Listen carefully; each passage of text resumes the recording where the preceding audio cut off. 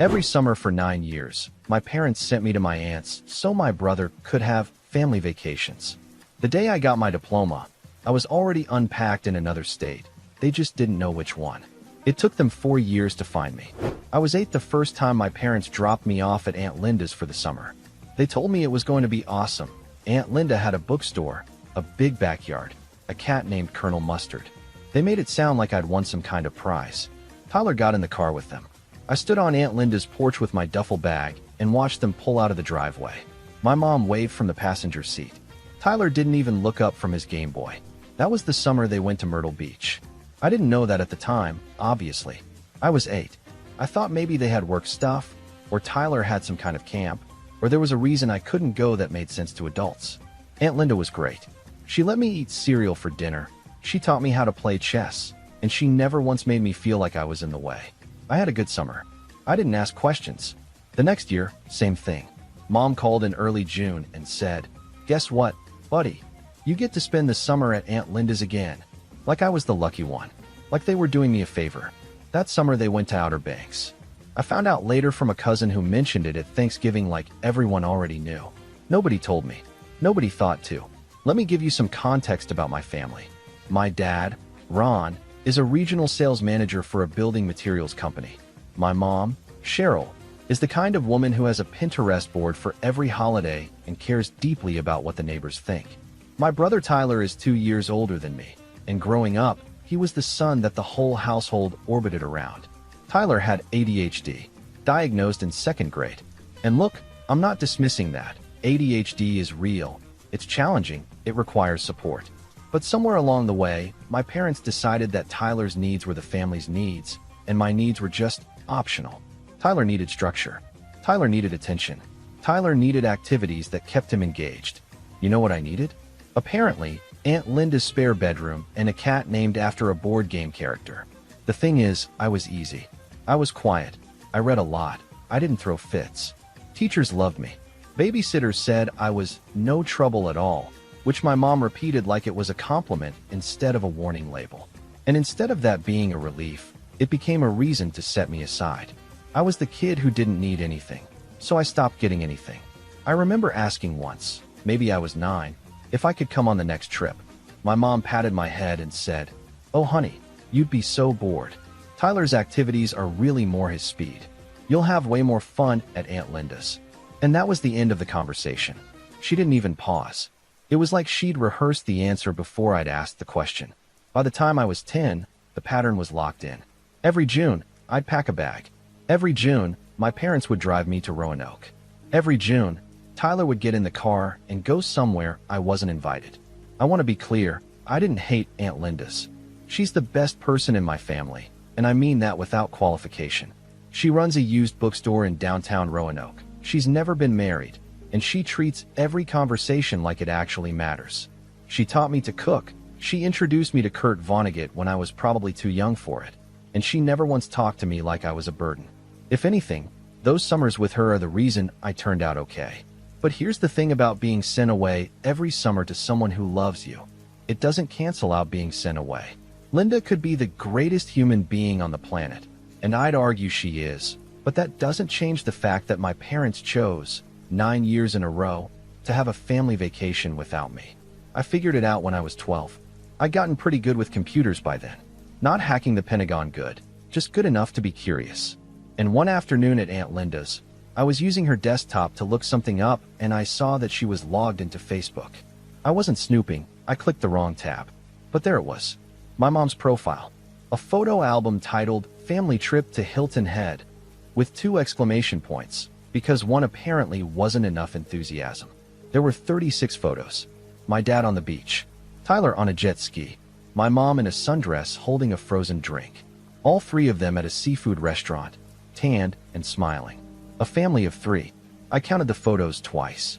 I wasn't in a single one. Obviously, I was 200 miles away eating grilled cheese sandwiches and reading Slaughterhouse-Five. I sat there for a long time. I remember the cursor blinking on the screen. I remember the sound of Aunt Linda's wind chimes on the front porch. I didn't cry. I was 12, and I think some part of me had already known. Seeing the photos didn't create the feeling, it just gave it a name. I never told anyone what I saw. Not Aunt Linda, Not my parents, not Tyler. I just filed it away. I was 12 years old, and I was already learning to keep things to myself. The summers kept coming. 13, 14, 15, 16. Each year, a new destination.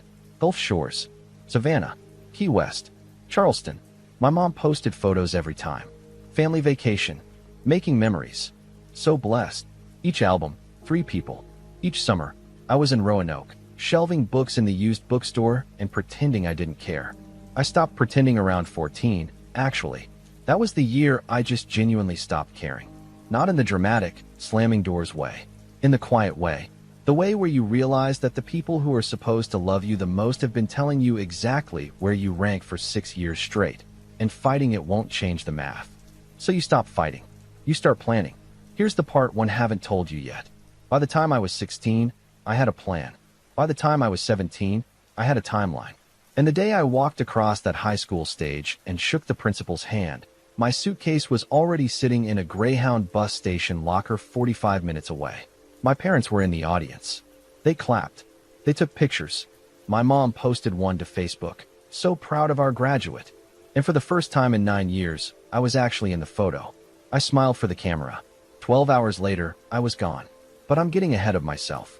Let me back up and tell you exactly how I pulled it off, and why it took my parents 4 years to find me. I started planning my exit junior year. Not in some dramatic, manifesto writing way. I was 16. I just started paying attention to the things that mattered. Things my parents never thought to ask me about. I applied to colleges in states I'd never been to. I picked schools based on 2 criteria: scholarship availability and distance from Virginia. Boise State University, in Idaho, hit both marks. Full academic scholarship. 1,900 miles from my parents' front door. I'd never even been west of the Mississippi, but that was kind of the point. I did all the applications myself. Used the school library computers during lunch. Aunt Linda helped me with the essays. She didn't know why I was targeting schools so far away, but she didn't push. That's the thing about Linda. She trusts you to tell her when you're ready. I wasn't ready. I got the acceptance letter in March of my senior year. Scholarship confirmed. Housing assignment in June. I kept it in my locker at school. My parents never asked about college. They assumed I'd go to Virginia Tech like Tyler. Maybe live at home to save money. My mom mentioned it once at dinner. We should look at Tech's application deadline. And I just said, already handled it. She nodded and went back to talking about Tyler's new sales job. That was the entire conversation about my future. Graduation was on a Saturday in May. I'd packed everything important into a single suitcase over the course of 2 weeks. Not much to take, honestly. Clothes, laptop, a few books Aunt Linda had given me over the years, the $4,200 I'd saved from 2 years of working at a sandwich shop after school. I dropped the suitcase at the Greyhound station in Richmond the morning of graduation. Bought a ticket for the 11 p.m. departure. Roanoke to Richmond to Chicago to Boise. 31 hours on a bus. After the ceremony, my parents took me and Tyler to Applebee's. My mom ordered a sampler platter and talked about how fast time goes. My dad gave me a card with a $100 bill inside and said, "Proud of you, bud." Tyler was on his phone the whole time. I thanked them. I meant it, too. Not for the money, but for making the decision so easy. I told them I was going to a graduation party at a friend's house. My dad dropped me off at a classmate's place at 8. I waited 20 minutes, walked 3 blocks to a gas station, and called an Uber to the bus station. I texted my mom from the Greyhound at 11:15 p.m. Heading out early for a road trip with some friends. Be gone for a while. Love you. She responded with a heart emoji and "have fun, sweetie." She didn't ask where I was going. She didn't ask who I was with. She didn't ask when I'd be back.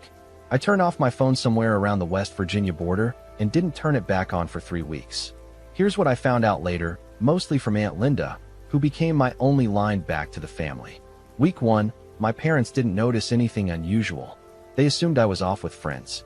My mom texted me twice, once to ask if I'd taken sunscreen, once to remind me about a dentist appointment. When I didn't respond, she figured I was busy. Normal stuff. Week 2, my dad called. Then called again. Then called Tyler to ask if he'd heard from me. Tyler hadn't. My dad left me a voicemail that said, "Hey bud, just checking in. Give us a call." Casual. Not worried. Just mildly curious where their younger son had been for 2 weeks. Week 3 is when my mom started to panic. She called Aunt Linda. "Have you heard from James?" Linda said no, which was true. I hadn't told her yet either. My mom called 3 of my high school friends. None of them knew anything. She called the sandwich shop. They said I'd quit 2 weeks before graduation. That's when it became real for them. My dad called the police. And here's the thing, I was 18, legally an adult. I hadn't committed a crime. I hadn't threatened self-harm. I had sent a text saying I was leaving. The officer told my parents, very politely, that their adult son appeared to have left voluntarily and there was nothing to investigate. My mom did not take that well. I finally called Aunt Linda about a month in. I was settled in Boise, had a part-time job at a data entry company, and my apartment was a studio that smelled like carpet cleaner. But it was mine. I told Linda where I was. I asked her not to tell my parents. She was quiet for a long time. "James," she said, "are you safe?" "Yeah." "Are you okay?" "I'm better than I've been in a long time." She didn't argue. She didn't lecture me. She just said, "You call me every Sunday, you hear me? Every Sunday. I don't care if there's nothing to say." I kept that promise. Every Sunday for 4 years. My parents didn't get the same courtesy. I know that sounds cold. Maybe it is. But I'd spent 9 summers being excluded from my own family. And the only person who'd earned my trust was the woman they'd used as a storage unit for their inconvenient kid. I didn't know Ron and Cheryl Whitfield a forwarding address. My mom went through stages. Linda gave me the highlights. First came the frantic calls. "Where is he? What did I do?" Then came the anger. "He's being selfish. He's punishing us." Then came the spin. And this is the part that still gets to me. About 3 months after I left, my mom started telling people I was traveling.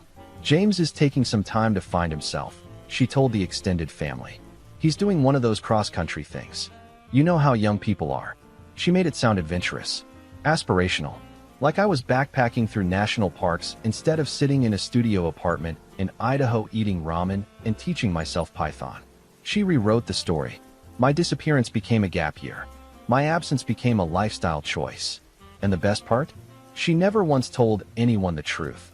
That her son left because she'd spent 9 years showing him he wasn't part of the family, and he'd finally agreed. My dad was quieter about it. Linda said he looked tired at Christmas that year. He asked about me once, and when Linda told him I was fine but didn't want contact, he just nodded and changed the subject. I don't know if that's acceptance or cowardice. Might be both. For years went by. I got my degree in computer science. I got a real job, data engineer at a logistics company. I got a decent apartment, a used Subaru, and a life I'd built from the ground up with no help from anyone who shared my last name. I was 22, stable, and genuinely happy for maybe the first time in my life. I'd also met Megan. She was a vet tech at the animal clinic near my apartment. I brought in a stray cat I'd found behind the dumpster. Yes, I know that's a cliche, and no, I don't care, and she was the one who checked it in. She had freckles and no patience for small talk, and on our first date, she asked me why I never mentioned my family. I told her the short version.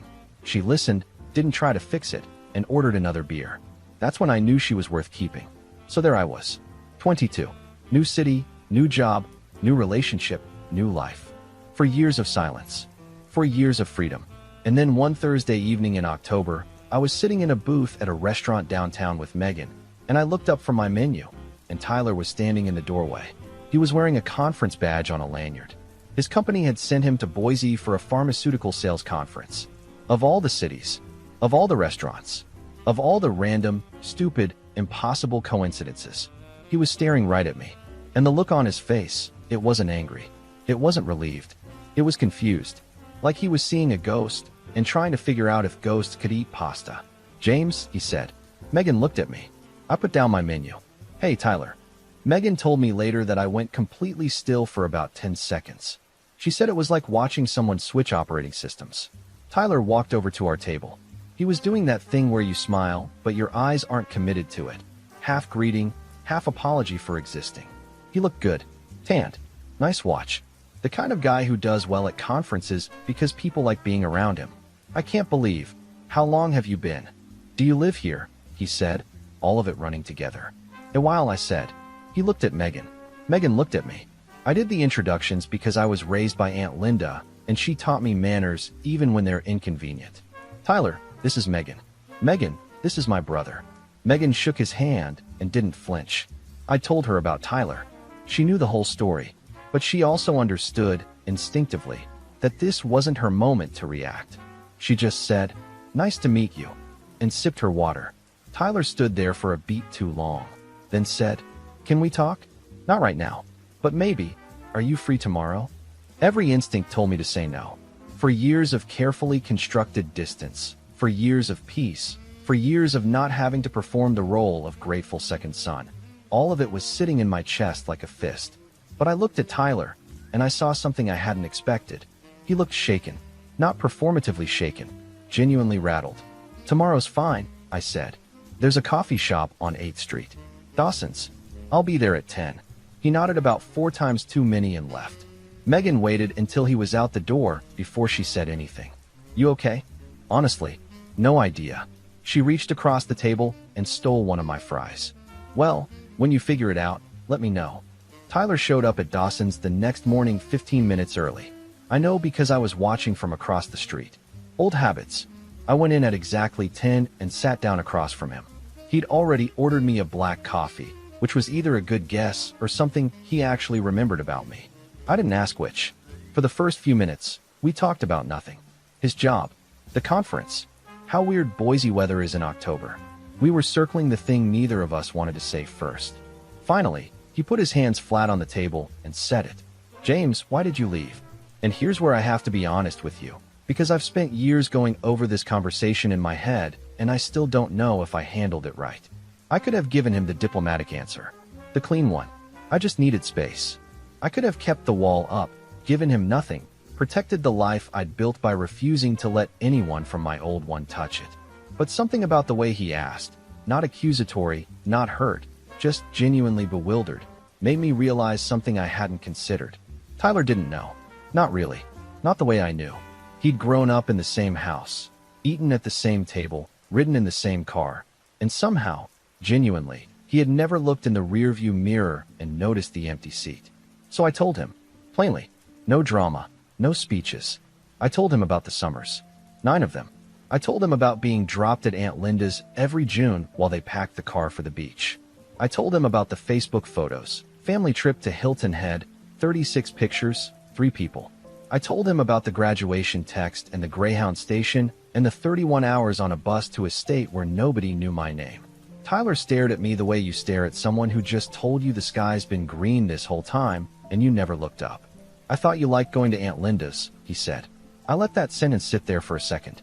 I did, but liking where I was sent doesn't mean I liked being sent. He was quiet for a long time. Then he said, "They told everyone you were traveling." "I know.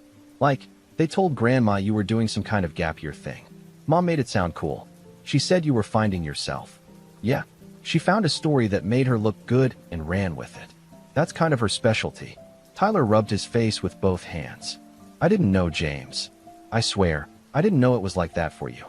I believed him. That's the worst part. He wasn't lying. He was just the kid who'd always been in the car, and it had never occurred to him to ask why I wasn't. We talked for another hour. He told me our parents were the same. Dad working, Mom controlling the family's social calendar, same house, same routines. He said Mom asked about me less often now, but still got tense when anyone brought it up. He said Dad drank a little more than he used to. Before he left, Tyler asked if he could tell them where I was. I said no. He looked like he wanted to argue, but didn't. "Can I at least tell them you're okay?" he asked. I thought about it. "Yeah, you can tell them that." He flew back to Virginia that Sunday. And for about 2 weeks, nothing happened. I went back to work, went back to my life, went back to the comfortable routine of being someone without a complicated family. Megan and I didn't talk about it much. She could tell I was processing, and she gave me room. Then Aunt Linda called. It was a Sunday, our regular call, and she sounded different. Not worried, exactly. Careful, like she was choosing every word before she said it. "Your brother came to see me," she said. "I figured he would. He's upset, James. Not at you. At himself. At your parents. He came by the bookstore and sat in the reading corner for 2 hours. I had to close around him." I smiled at that. Tyler always was dramatic without meaning to be. "He didn't tell your parents where you are," she continued. "But he told them he saw you, and you're okay. And your mother is reacting." What does that mean? It means she's planning a Thanksgiving dinner and inviting the entire family. Grandma, your Uncle Pete, the cousins, everyone. She wants to do it at my house. Because she says it's neutral ground. She says she wants the whole family together. I lean back in my chair. She wants to control the narrative. She wants to perform being a good mother in front of an audience, yes. Aunt Linda has never been subtle about how she feels about her sister. It's one of my favorite things about her. There's something else, Linda said. And her voice changed again. Lower, steadier, the way it gets when she's about to say something she's been holding for a long time. When you were 10, your mother called me and asked if I'd be willing to adopt you. Formally, legally. The room went very quiet. I could hear the hum of my refrigerator, the neighbor's dog, the tick of the clock Megan bought at a thrift store because she said my apartment was too silent. She said what? She said it would be easier for everyone. You were already spending summers with me. She said Tyler needed consistency, and having 2 kids with different needs was making it harder to give him the structure he required. She presented it like she was doing you a favor, like I'd be getting a gift. What did you say? I said no.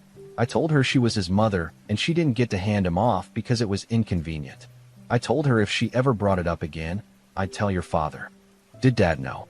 I honestly don't know, James. But I've never been sure he didn't. I sat with that for a long time after we hung up. 10 years old. My mother had looked at her 2 sons and decided she wanted a refund on one of them. And the only thing that stopped it was Aunt Linda refusing to be the receipt. I called Linda back that night. I'll come to Thanksgiving, I said. Are you sure? Yeah, but I'm not coming to reconcile. She paused. Then why are you coming? Because she's been telling her version of this story for 4 years. I think it's time everyone hears mine. I flew into Roanoke on the Wednesday before Thanksgiving. Megan offered to come. I told her this was something I needed to do alone, and she understood, but she also made me promise to call her that night regardless of how it went. I booked a hotel near the airport. Didn't want to stay at Aunt Linda's because that's where the dinner was happening, and I needed a space that was entirely mine. Linda picked me up at the airport. She looked the same. Silver hair she refuses to dye, reading glasses pushed up on her head, a flannel shirt that's probably older than me. She hugged me for a long time in the arrivals lane and didn't say anything until we were in the car. Your mother's been cooking since Monday, she said. Of course she has. She made a seating chart. I laughed. I couldn't help it. A seating chart for Thanksgiving. Calligraph place cards. She went to a craft store. Linda glanced at me. She put you next to her. Naturally. We drove through Roanoke, past the bookstore, past the elementary school I never attended, but somehow felt nostalgic about. Linda filled me in on the guest list. Grandma Dorothy, 79, sharp as ever. Uncle Pete, my dad's brother, and his wife Karen. Their 2 kids, my cousins Ryan and Eli. Tyler, my parents, and me. Does everyone know I'm coming? I asked. Your mother announced it like she was revealing a pregnancy. She called everyone individually. She told Grandma Dorothy that you'd been overseas and were finally coming home. Overseas? I've never left the country. I'm aware. I spent Wednesday evening in my hotel room going over what I wanted to say, not writing a speech. I'm not that organized about emotional things, and besides, scripted moments always sound fake. But I wanted to be clear. I wanted to be factual, and I wanted to make sure that when I was done, there was no version of the story left that made Cheryl Whitfield look like the loving mother she'd been cosplaying as for 4 years. Megan called at 9. How are you feeling? Like I'm about to walk into a courtroom where the judge, jury, and defendant are all the same person. That's very lawyer show of you. I've been watching a lot of legal dramas alone in this hotel room. James. Yeah. Whatever happens tomorrow, you've already done the hard part. You built a life without them. This is just the receipt. She's good at that, finding the one sentence that makes everything click. I went to sleep at 10:30 and slept better than I expected. Thanksgiving morning. Linda's house smelled like a Williams-Sonoma catalog had detonated. My mother had been there since 7 a.m., apparently, commandeering the kitchen like a 4-star general in an apron. When I walked through the front door at noon, she was arranging cranberry sauce in a crystal bowl I'm pretty sure she brought from home. She turned around and saw me, and for just a second, maybe half a second, I saw her face before she put on the show. It wasn't warmth. It wasn't relief. It was calculation. She was running the math on how this scene should look. Then she smiled. James. She crossed the kitchen and hugged me. It was a good hug, technically. Firm, warm, appropriate duration. But it felt like a handshake in disguise. Hi, Mom. Look at you. You look so grown up. Doesn't he look great? She said this to Aunt Linda, who was standing in the doorway with her arms crossed. "He's looked great for years, Cheryl," Linda said. My mother chose not to hear that. She steered me into the living room, where my dad was sitting in an armchair pretending to watch football. He stood up when he saw me. His handshake was firmer than I remembered, and he held it a beat too long. "Good to see you, bud." "You too, Dad." That was it. That was the full extent of our reunion. No tears, no big speeches, no dramatic embrace. Just two men who didn't know how to talk to each other standing in a living room while a football game played on mute. Tyler arrived around 1 with a bottle of wine that was clearly too expensive for Thanksgiving, which is the most Tyler thing imaginable. He hugged me, a real hug, not the politician's handshake my mom had pulled, and whispered, "You good?" Asked me in 3 hours. The extended family filtered in over the next hour. Grandma Dorothy kissed me on both cheeks and said, "Finally back from your travels, I hear." She gave me a look that suggested she didn't entirely buy the story, but was too polite to say so in someone else's house. Uncle Pete clapped me on the shoulder and told me I looked like I'd found myself, whatever that means. His kids, Ryan and Eli, were friendly but distant. We'd never been close, and 4 years of absence hadn't helped. Everyone settled in. My mother orchestrated the room like a stage director. She placed people in specific seats. She arranged the centerpiece 3 times. She offered drinks in a particular order that I suspect was designed to keep the conversation flowing in the direction she wanted. And through all of it, she kept touching me. A hand on my shoulder when she walked past. A squeeze of my arm when she introduced me to someone's new girlfriend. Like she was proving I was real. Like she was demonstrating ownership. My dad sat at the far end of the table and nursed a bourbon. He wasn't drunk, but he was working on it. He hadn't looked directly at me since the living room. Whenever my mom said something about having the family back together, his jaw tightened just slightly, like he was biting down on something he didn't want to say. I was calm. Weirdly, genuinely calm. The anger I'd expected to feel wasn't there. What I felt instead was clarity. Sitting at that table, watching my mother perform, watching my father avoid, watching Tyler try to hold everything together with small talk and expensive wine, I saw the whole machine. I understood exactly how it worked and exactly which bolt I was going to pull. The meal itself was objectively excellent. My mother is a good cook, I'll give her that. Turkey, homemade stuffing, 3 kinds of pie. She made sweet potato casserole from a recipe that Grandma Dorothy had given her, and Grandma complimented it twice, which was clearly the emotional highlight of my mother's year. Conversation stayed safe for most of the meal. Jobs, weather, a cousin's engagement, Grandma's knee surgery. Tyler carried most of it, telling stories about clients and conferences with the easy charm of someone who sells things for a living. Uncle Pete talked about his boat. Karen showed pictures of her garden. Nobody asked me about Idaho. Nobody asked me about my job, my apartment, my life. My mother had apparently briefed everyone to keep things light. "Let's just enjoy being together," I imagined her saying. "Don't bring up anything heavy." Dessert came out. Coffee was poured. And then my mother stood up. She held her wine glass like she was accepting an award. "I just want to say something," she said, and the table went quiet. "This year, I'm thankful for family. For all of you being here. And especially," she looked at me. Her eyes were shining. "Especially for having my whole family together again. Both my boys under one roof. This is all I've wanted." She was good. I'll give her that. The crack in her voice, the slight tremble of the glass. If I hadn't grown up watching her perform, I might have believed it. Uncle Pete raised his glass. Tyler raised his. Grandma Dorothy smiled. I put my napkin on the table and stood up. "Actually," I said, "I'd like to say something too." The room recalibrated. My mother's smile stayed in place, but her eyes went flat. She hadn't planned for this. I wasn't in the script. Tyler looked at me with an expression I'd later describe to Megan as a man watching someone pull the pin on a grenade in a very nice dining room. I looked around the table. Grandma Dorothy, Uncle Pete, Karen, Ryan and Eli, Tyler, my dad, who had finally lifted his eyes from his bourbon, and my mother, still standing, still holding her wine glass, still smiling. "There's a version of this story," I said, "that I think most of you have heard. The one where I graduated and went traveling, found myself, took a gap year that lasted a little longer than expected." I paused. "That story's not true, and I think it's time you heard what actually happened." Nobody moved. My mother sat down slowly, like the chair was the only thing keeping her upright. I stayed standing. Not for drama. I'm not built for drama, but because I wanted everyone to be able to see my face when I said it. I wanted them to know I was telling the truth. For 9 years, I said. Every summer from when I was 8 to when I was 16, my parents dropped me off at Aunt Linda's so they could go on family vacations. Without me, Grandma Dorothy's fork stopped halfway to her plate. Myrtle Beach, Outer Banks, Hilton Head, Gulf Shores, Savannah, Key West, Charleston. Every summer, a new trip. Every summer, 3 people in the car. Tyler and my parents. I stayed behind. Uncle Pete glanced at my dad. My dad was looking at the table. I didn't know for the first few years. I was a kid. I thought there was a reason I couldn't go.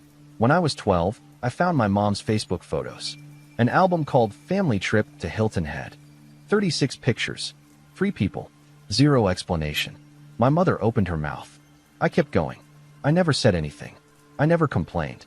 I never asked to go, because by the time I figured it out, I already understood that asking wouldn't change anything. The decision had already been made.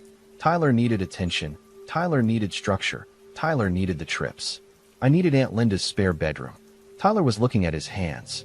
His wine sat untouched. The day I graduated high school, I had a suitcase in a Greyhound station locker. I left that night. I moved to Idaho. I put myself through college on a scholarship I applied for alone. I got a job, got an apartment, built a life. Nobody helped me. Nobody from this table even knew where I was. I let that land. I wasn't rushing.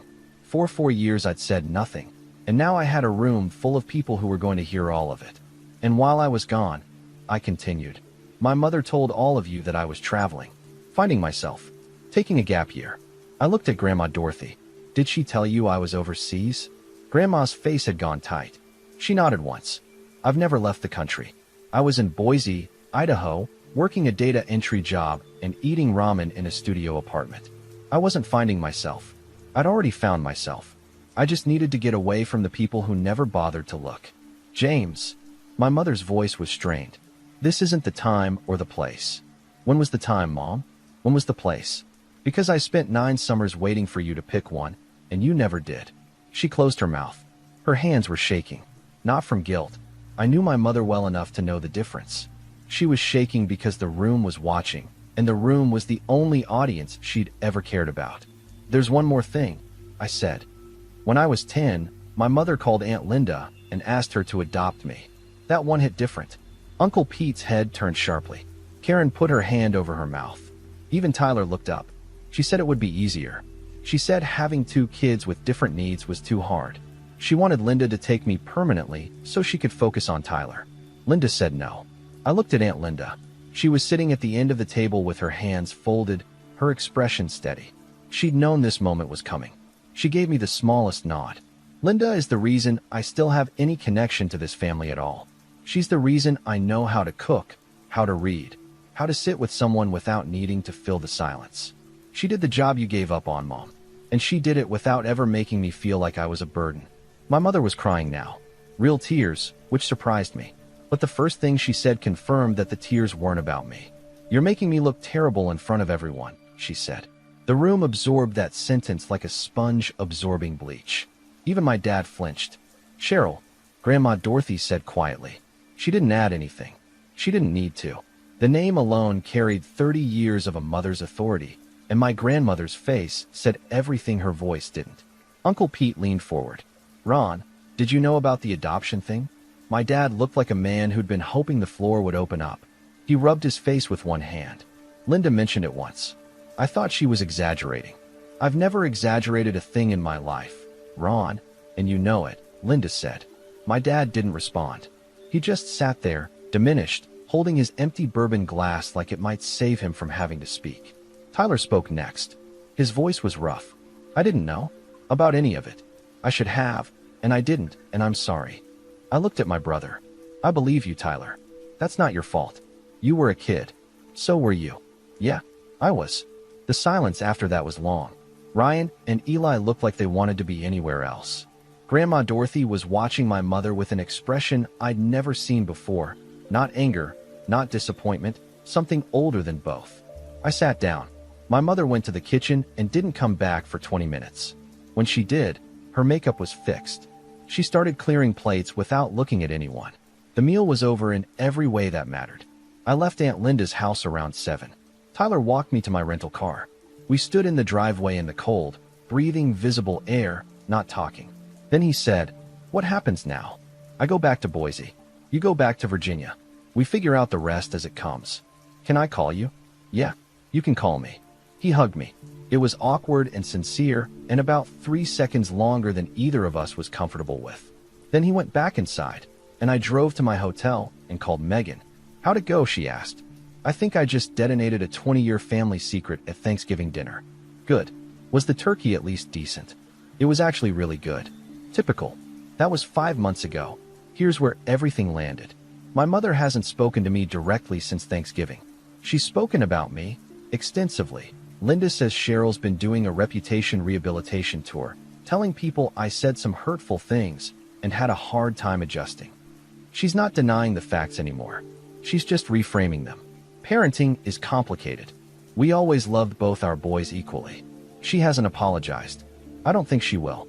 I've made peace with that. My dad sent me a letter, handwritten, which I didn't expect. Most of it was about the weather and his work, which is so perfectly Ron Whitfield that I almost laughed. But at the end he wrote, "I knew it wasn't right. I should have said something. I don't have a good reason for why I didn't. I'm sorry. It's not enough. But it's more than I expected, and I'm choosing to let it mean something." Tyler and I talk every couple of weeks. It's not the brotherhood you see in movies. We're not planning fishing trips. But it's real. He calls, I answer. Last month he told me he'd confronted our mom about the adoption thing, and she denied it, and he told her that Aunt Linda doesn't lie. She hung up on him. "She'll come around," Tyler said. "Maybe," I said, "but I'm not waiting." Grandma Dorothy calls me every other week now. She sends me cards with $20 bills inside, which is the most grandma thing on the planet, and I love it. Linda is Linda. She calls on Sundays. She got a new cat at the bookstore, a calico she named Qley, because she thinks naming cats after board games is a tradition now. She came out to visit Boise last month, and when Megan took her to see the river, Linda said it was nice, but no Roanoke, which is the highest compliment she gives any place that isn't hers. As for me, I'm 26. I live in Boise with a woman who steals my fries and calls me out when I'm being avoidant. I work a job I'm good at. I bought a plant, which Megan says means I'm emotionally maturing. I spent 9 summers being told, in every way except words, that I wasn't part of the family. And for a long time, I believed it. I built walls. I crossed state lines. I cut every thread that connected me to the people who made me feel like a spare. But here's what I know now. The people who send you away don't get to define where you land. They don't get to write the ending. I chose mine. It's quieter than what they would have written for me. No big revenge. No tearful reconciliation. No Hollywood moment where my mom falls to her knees and begs forgiveness. Just a guy in Idaho with a good job, a great girlfriend, an aunt who calls on Sundays, and a brother who's learning how to look in the rearview mirror. I'm not angry anymore. I'm not even sad. I'm just finally, completely home.